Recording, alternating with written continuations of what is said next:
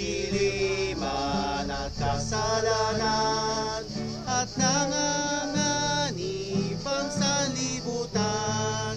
Tayo'y tinawag upang magliwanag at magsilbing ilaw tanglaw sa dilim.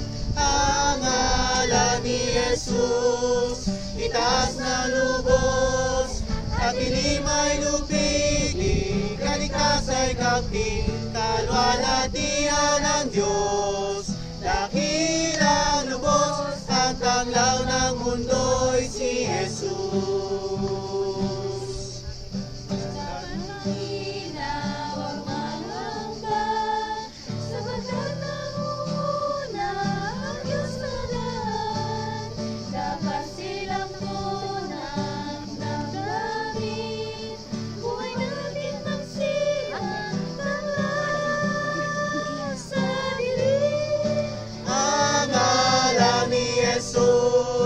Itaas na lubos,